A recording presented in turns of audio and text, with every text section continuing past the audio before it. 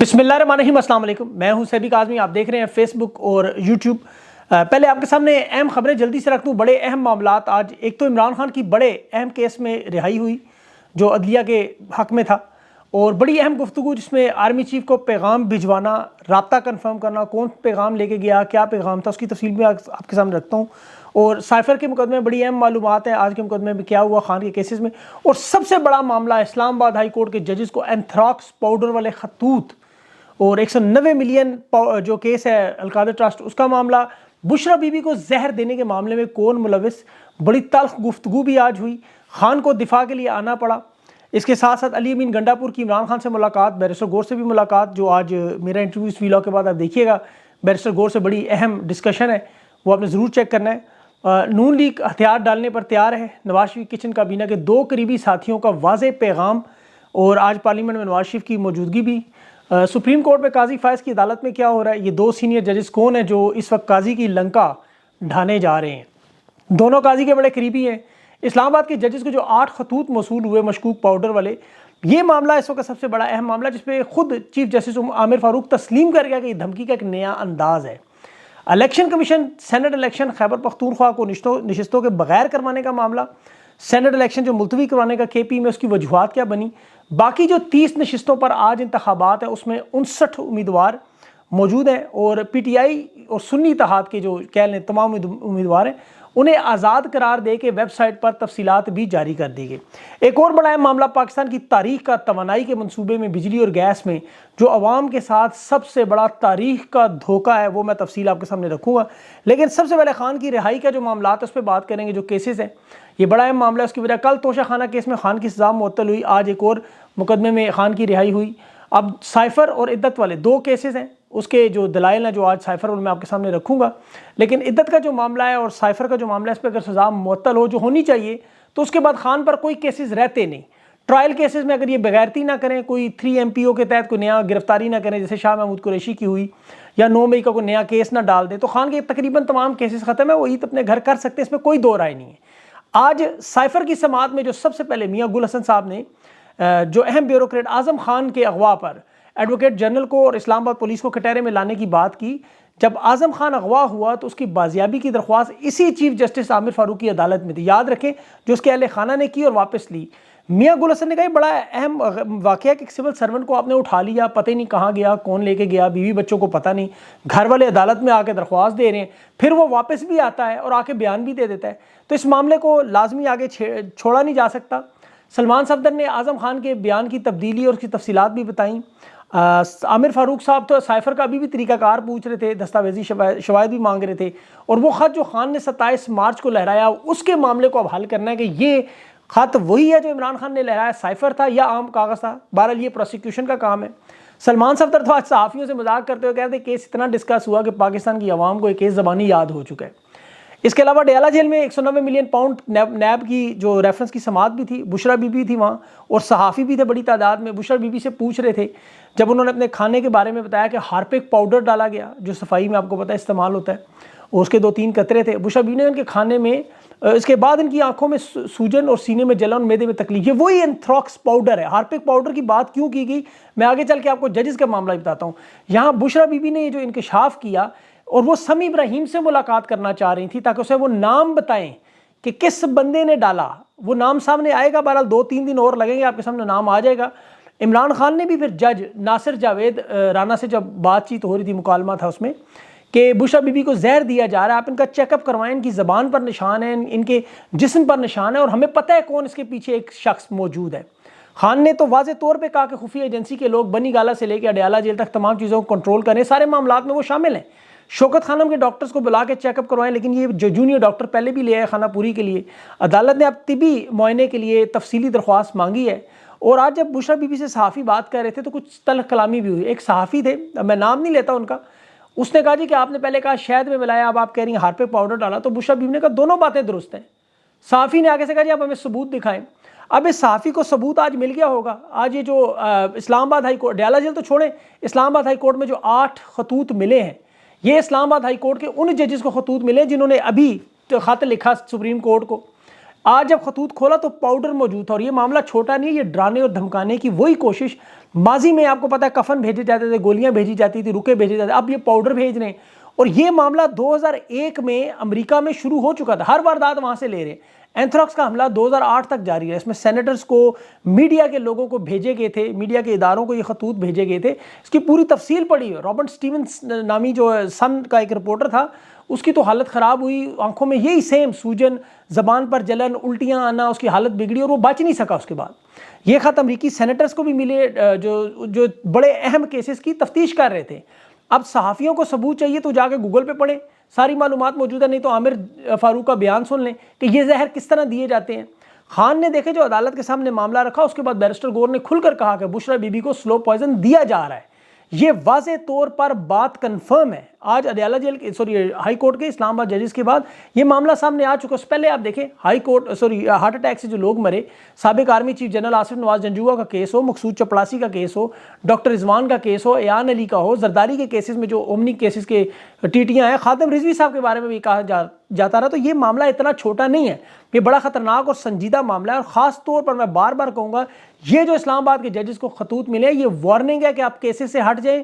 और वजह यही है, आपको पता है खान ने जो बात की कि ये पाकिस्तान के मुस्तकबिल की जंग है, ताकतवर लोग पीछे हटने को तैयार नहीं है। साबिक कमिश्नर रावलपिंडी जिसने सारा मामला एक्सपोज किया, देखे धांधली लाई, वो शख्स कहाँ है किसी को कोई पता नहीं। काजी फायज ने क्या सुप्रीम कोर्ट में से बुलाकर पूछा, उसे बल्कि गायब कर दिया गया, तहकीकात ही नहीं, उसका एक बयान जारी करवा दिया। अब ये सिर्फ और सिर्फ मामला डोनाल्ड लू को और बाइडन हुकूमत को बचाने के लिए पूरी कोशिश, और खान ने भी यही बातें की। और बिल्कुल वाज़ेह अंदाज में खान ने आज तो खुफिया एजेंसियों पर इल्ज़ाम लगाया कि ये लोग धांधली करके तहरीक इंसाफ को पहले ख़त्म करना चाहते थे, अब खान और बुशरा बीबी के पीछे हैं। उसका सबूत अगर आप 4 हल्के खोल लें, एक नूर आलम खान का, 2 नवाज शरीफ के और एक ओन चौधरी का, सारा मामला आपके सामने आ जाएगा। और ये कन्फर्मेशन भी आज इमरान खान ने दी कि आरिफ अलवी के जरिए उन्होंने army chief general Asim Munir साहब को पैगाम भेजा था कि लंदन प्लान के मंसूबे का हमें मुकम्मल इल्म है, इसमें चीफ इलेक्शन कमिश्नर मरकजी किरदार है, निगरान हुकूमत और इलेक्शन कमीशन मिलकर ये स्टेक होल्डर है, इस पर पूरा अमल दरामद करवा रहे हैं। अब एक सहाफ़ी ने वहाँ पूछा, वो शौकत सिद्दीकी साहब के जो इल्ज़ामात थे खुफिया इदारों पर उस दौर में, तो जनरल फैज़ पे लगे थे, तो उसने कहा खान साहब को आप तो उस वक्त वज़ीर आज़म थे। और आज इमरान खान ने यह भी बड़ी अहम बात की, बड़ा वाज़ेह जवाब दिया कि जनरल फैज़ की तकर्री जनरल बाजवा ने की थी, बल्कि जनरल बाजवा ने धमकियाँ दी कि अगर आप लोग खामोश ना रहे तो आपके ऊपर भी केसेस बनेंगे, सजा देंगे। और उसका सबूत ख्वाजा आसिफ की स्टेटमेंट में वो इकरार कर चुका है कि पाकिस्तान में तमाम बदमाशी का जनरल बाजवा मुलविस थे। खुद ख्वाजा आसिफ जैसे बंदे को, जो उनका बायां हाथ था, उसे जेल भिजवाने की कोशिश कर रहे थे, उसे भिजवाया भी था, बल्कि नवाज शरीफ को जेल से निकलवाने वाले यही जनरल फैज़ और जनरल बाजवा थे। ये वारदात अभी भी जारी है। ये धमकियां देने से असल में इन्हें तकलीफ यह है कि खान के केसेस, सीधी सी बात है, इस्लामाबाद हाई कोर्ट के जजेस को डराने और धमकाने और ये पाउडर वाला खत भेजने का मकसद मियाँ गुल हसन और आमिर फारूक खौफजदा हो जाए। आमिर फारूक तो साइड पे है, मियाँ गुल हसन आखिरी रह गए ने, पता है खान बरी हुआ तो इनकी रेत की जो इमारत है, ये पूरा सिस्टम है, ये सारी वारदात एक्सपोज भी होगी और तबाह बर्बाद भी होगी। बेशर्मी, बेगैरती, ढिठाई, बुजदिली के तमाम रिकॉर्ड ये तोड़ चुके हैं। मौजूदा अदलिया से हाई कोर्ट जजेस के खतूत के बाद ये अब मामला जो उन्होंने लिखा सुप्रीम कोर्ट को, बिल्कुल वाज़ेह है कि इंसाफ देखें उस वक्त तक नज़र नहीं आएगा जब तक लोग खुद सड़क पर लेकर खुद इंसाफ लेंगे नहीं। काजी फायज से आप आइन, कानून और जमहूरियत की तवक्को रखना जहालत है, धोखा है, फ्रेब है, फ्रॉड है, खुशफहमी है, गलत फहमी है। इनके दिमाग में सिर्फ एक चीज़ है, वो है इनकी एक्सटेंशन। जिस तरह माजी में ये लोग, आपको पता है, अपनी एक एक एक्सटेंशन की खातर मुल्क और इदारे तबाह करते रहे। काजी भी वही वारदात कर रहा है, ये तबाह बर्बाद कर रहा है सुप्रीम कोर्ट समेत। ये इसीलिए कहते थे काजी आएगा तो सब कुछ ठीक होगा, वही मामला है। आपको याद होगा इस काजी फायज ने, जब उमर बंदयाल ने प्रैक्टिस प्रोसीजर एक्ट सूमोटो के 9 रुकनी बेंच बनाया था फौजी ट्रायल के मामले पर, तो इसने बेंच तोड़ दिया। ये और सरदार तारिक मसूद दोनों अलग हो गए थे कि जी इस बेंच की तश्कील पर हमें अदम एतमाद है। इसके उस वक्त के रिमार्क्स सुने एतजाज़ एहसन ने और लतीफ़ खोसा ने, इसकी बाकायदा मिन्नत की। लतीफ़ खोसा ने कहा था घर के तहफ़्फ़ुज़ का केस है, खुदा के लिए सुन लें। काजी के अल्फाज ने घर नहीं सुप्रीम कोर्ट है, सियासी बयान बाहर जाके दे, और फिर ये उठ के चला गया। आज इसने खुद 7 रुकनी बेंच बनाया, फुल कोर्ट इसीलिए नहीं बनाया क्योंकि 2 जजेस के जो पीछे है वो अब इसके साथ वारदात करने जा रहे हैं, इसे पता नहीं है। अभी देखें जो इस्लामाबाद हाई कोर्ट के जजेस सामने, इनका जो ख़त आया सामने, अब काजी साहब ये याद रखें कि यह ख़त उन्होंने खुद नहीं लिखा है, काजी साहब के अपने 2 जजेस ने लिखवाया है। ये मैं आपको बड़ी पक्की खबर दे रहा हूँ। ये काजी साहब एक ही जज है सिर्फ, पूरी इस वक्त सुप्रीम कोर्ट में लोग इनके मुखालिफ हैं मुकम्मल, तमाम जजेस कानून के साथ खड़े हैं। अभी तो देखें Lahore high court, Peshawar high court, civil है, सेशन है, ट्रायल कोर्ट्स हैं, नीचे मातहत अदालतें हैं, इनके जितने मुकदमात हैं, ये बल्कि जजेस हैं, डिप्टी कमिश्नर्स हैं, ये सारे के सारे लोग आपको सामने आते हुए नजर आएंगे। ये काजी साहब की जो खुफिया मुलाकातें, उन्हें असद तूर ने वो कल परसों बात की कि काजी साहब की खुफिया एजेंसी के सरबराहान से जो मुलाकातें हो रही हैं ये अवाम के सामने आ रही हैं तो काजी साहब चीख रहे हैं। ये जो मुमकिना तौर पर सुप्रीम कोर्ट में इनके खिलाफ बगावत हो रही है, ये उनसे मदद मांगने गए और उसके बाद आज ये इस्लामाबाद हाई कोर्ट के लोगों को खत मिल गए। ये पाउडर वाले खतूत है, ये उसी का सिलसिला है, उनको डराने धमकाने की कोशिश है।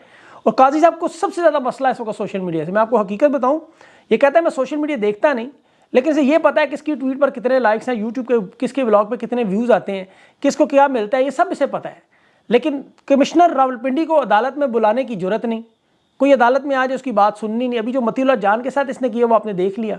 सच सुनने पे ये तैयार नहीं, ये जानबूझ कर ये जो अग्रेसिव बिहेवियर है ना, बदतमीजी करने वाला, ये जजेस को दबाव में रखना, अपने जो साथी हैं उनको भी, ये नफ्सियाती मरीज भी हैं। और दूसरा बड़ा अहम मामला याद रखें, देखिए आजम स्वाति एक वीडियो की वजह से दुनिया के सामने आपको रोता नजर आया। ये जो 48 लोग PTI छोड़ गए उनकी वीडियो थी, तो काजी फायज की क्या जरूरत है कि उनके सामने एक लफ्ज़ भी बोले। और सब जानते थे उमर बंदयाल डर गया, उमर बंदयाल हट गया।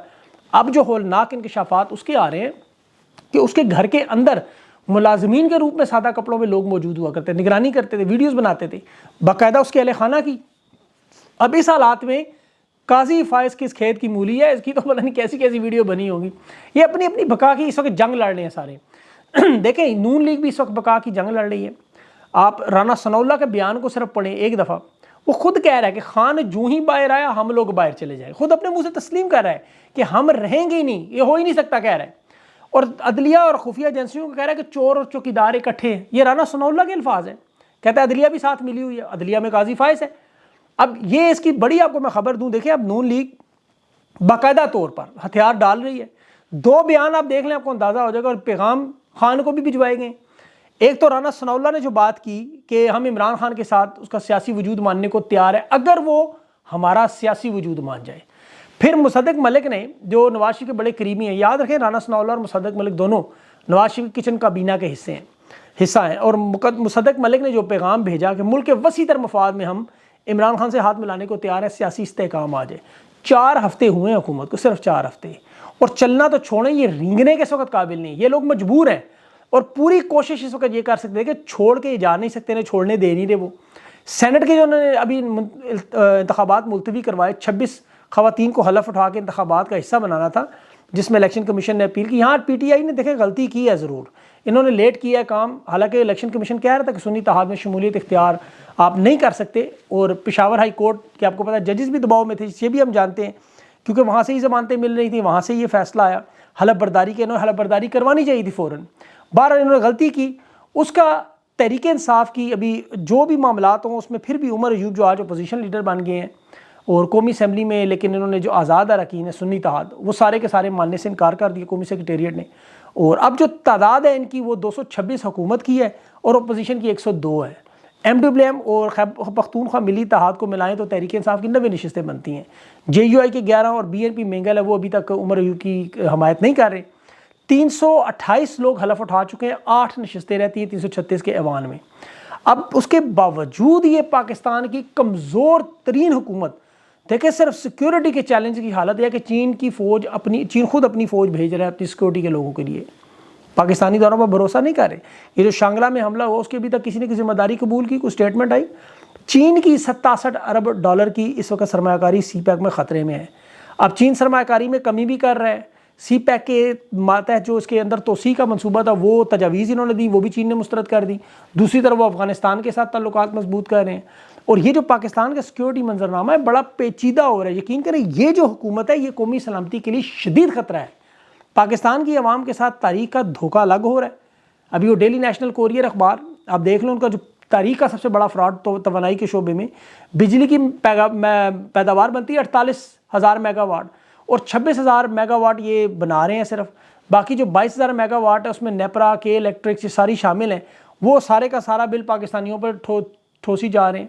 ये डेली नेशनल इंग्लिश अखबार है, उन्होंने FIA इस्लामाबाद को तमाम सबूत भी दे दिए, IG और DAG साउथ को लेटर भी लिख दिए कि ये अवाम के साथ 22,000 का, बल्कि अगर आप ये सारा मिलाएं बिजली के जो तमाम बिल हैं तो ये तकरीबन 2 लाख मेगावाट के करीब बनती है कीमत। और ये अवाम से ले रहे हैं जो इस्तेमाल ही नहीं हो रही। 6 से 12 घंटे बिजली वैसे बंद है, ऊपर से जो बिल बेच रहे हैं वो नकली बिल है, जाली बिल है। ये जो बिजली के बिल आप दे रहे हैं ये सारे के सारे नकली बिल बनाकर हज़ारों यूनिट की बिजली आपके ऊपर डाल देते हैं, हालांकि आपने वो इस्तेमाल की ही नहीं। उसमें से कुछ लोग जमा करवा देते हैं तो वो पैसे नहीं मिल रहे। ये पाकिस्तान की तारीख का सबसे बड़ा फ्रॉड है जो अवाम इस वक्त यकीन कर बर्दाश्त कर रही है, जहाँ अदलिया, कानून, इलेक्शन कमीशन, नैब, FIA, पुलिस सब इस वक्त मुअत्तल हैं। और दूसरी तरफ पाकिस्तान की बेटियों को देखें लाहौर से मियाँ वाली और सरगोदा केसेस में, क्योंकि एक तरफ खैबर पख्तूनख्वा में सेनेट के इंतखाबात ज़बरदस्ती मुलतवी कराना, एक तरफ पाकिस्तान की ख़वातीन, एक तरफ फॉर्म 47 की 2 नंबर हुकूमत से तहरीक इंसाफ की 340 नशिस्तें छीन ली। अब इस सारे निज़ाम में मोहसिन नकवी, फैसल वाड़ा, अनवारुल हक जैसे लोगों को सामने ला रहे हैं। लोग कहते हैं जी पहले भी हालात ऐसे थे, ये यकीन करें माजी में हमेशा ये पर्दे के पीछे रह के काम करते थे, हुकूमती मामला चलाते थे, हाइब्रिड निज़ाम। ये पहली दफ़ा हो रहा है, सरेआम अपने लोगों को हर जगह एडजस्ट किया जा रहा है। मोहसिन नकवी हो, फैसल वाड़ा हो, अनवारुल हक हो, इस तरह के सारे जो इनके हरकारे हैं, ये 2 साल में जो तहरीक इंसाफ के साथ इन्होंने किया, अब ये वाज़े तौर पर साबित आ गया कि रियासत के अंदर एक और रियासत है जिसकी हमेशा कहते हैं रियासत ख़तरे में। अब तहरीक इंसाफ जो लाएमल बनाकर अवाम के साथ, बाकी जमातों के साथ मिलकर करने जा रही है, उसमें देखें ये याद रखें कि इस वक्त पाकिस्तान के लोग, अवाम, ये ज़ालिमों के ख़िलाफ़ डट के खान के साथ खड़े हैं, इसमें कोई शक नहीं। इन हालात में भी पार्टी उसी तरह चल रही है अल्हम्दुलिल्लाह। ये जुल्म सितम होने के बावजूद जो 10% माजी में नहीं हुआ। ज़ियाउल हक ने जब पीपल्स पार्टी को पकड़ा, भुट्टो को फांसी दिया, पीपल्स पार्टी के सारे रहनुमा भाग गए, चंद नजरियाती रह गए, वो भी बेचारे आखिर में भाग गए। मुशर्रफ ने नवाज शरीफ को गिरफ्तार किया 1999 में, आपके सामने वो कैसे अमेरिका, बरतानिया, दुबई भाग गए, वहाँ इनके सारे साथी कामें लेके सेटल हो गए, नवाज शरीफ खुद भी भाग गया। आज इमरान खान खड़ा है, लोग भी मौजूद हैं, मुश्किल हालात में आग और खून के दरिया में डुबकियाँ भी लगा रहे हैं। ये बर्गर बच्चे जो थे आज वो सोशल मीडिया की बोर्ड वॉरियर से आतंकवादी का स्टेज करते करते आज पाकिस्तान की उम्मीद बन चुके हैं। अभी इस वीलॉग के बाद तहरीक इंसाफ के जो चेयरमैन, उनसे मैंने आज बात करनी है बैरिस्टर गौर से सवालात पूछने के इनके पास अब पार्टी का लाएमल क्या है, अवाम को ये क्या देने जा रहे हैं, अवाम अब करे क्या इन तमाम हालात में। और यकीन करें ये अभी भी उम्मीद का दामन अपने हाथ में रखें, क्योंकि ईद के बाद इनकी हुकूमत आपको नज़र नहीं आएगी, उसमें मसाइल शुरू हो चुके हैं बड़े गहरे। वो मैं अब इतनी लंबी वीडियो होगी, अब उसमें मैं चला गया तो और डेप्थ हो जाएगी। इंशाल्लाह कोशिश करूँगा अगले इंटरव्यू में रखूँ, नहीं तो अगले वीलॉग में आपके सामने तफसील रखूँगा। अपना ख्याल रखें, मुझे इजाज़त दें, अल्लाह हाफ़िज़।